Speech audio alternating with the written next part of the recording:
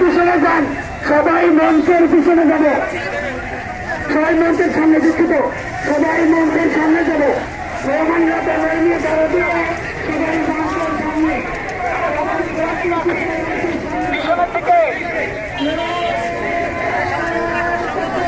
দাঁড়াতে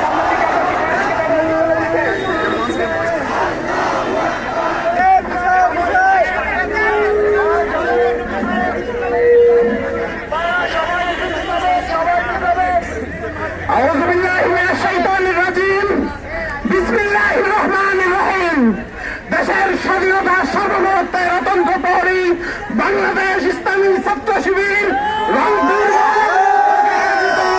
জাতীয় ছাত্র ঐক্য সপ্তাহের ছাত্র সংহতি সপ্তাহ পালন এবং জুলাই গণহত্যার বিচার দাবিতে আজকের এই বিক্ষোভ পরবর্তী সমাবেশে উপস্থিত সম্মানিত অতিথিবৃন্দ, সম্মানীয় ছাত্র জনতা, সাংবাদিক বন্ধুগণ, পুলিশ প্রশাসনের ভাইরা, আসসালামু আলাইকুম রহমতুল্লাহ।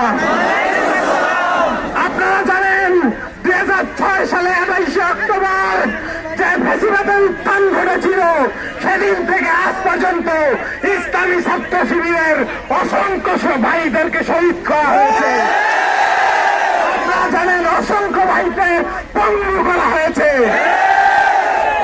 গুম হত্যা করে ইসলামী ছাত্র শিবিরকে থামানো যায়নি। দেশের স্বাধীনতা সার্বভৌমত্ব রক্ষায় ইসলামী ছাত্র শিবির সবসময় সামনে এগিয়ে এসেছে।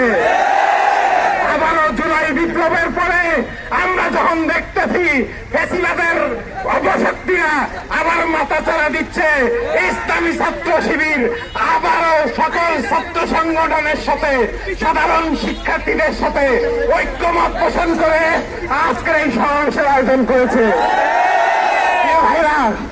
এখানে এ পর্যায়ে আমাদের শুরুতেই বক্তব্য রাখার জন্য করছি উত্তরবঙ্গের প্রিয় ক্যাম্পাস, শহীদ আব্দুল আজিজ ভাইয়ের প্রিয় ক্যাম্পাস, কারমাইকেল কলেজ শাখার সংগ্রামী সভাপতি মেহেদী হাসান ভাই শুরুতেই বক্তব্য রাখছেন।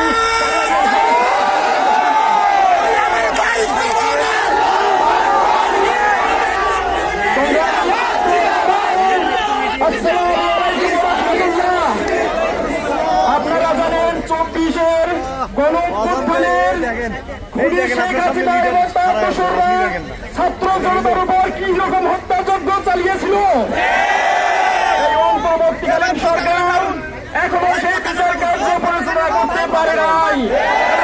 আমরা এর দ্রুত বিচার দাবি করছি। আপনারা জানেন চট্টগ্রামে আমাদের ভাই সাইফুল ভাইকে ইসকনের জঙ্গি সন্ত্রাসীরা কিভাবে হত্যা করেছে, আমরা এর দ্রুত বিচার চাই। স্বৈরাচার শেখ হাসিনা যেভাবে বাংলায় ঠাঁই পায় নাই, ছাত্র জনতা সেভাবে ইসকনকে রুখে দিতে প্রস্তুত। সবাইকে ধন্যবাদ জানিয়ে আমি ওর কথা শেষ করছি। আসসালামু আলাইকুম রহমতুল্লাহ। আমরা দেখেছি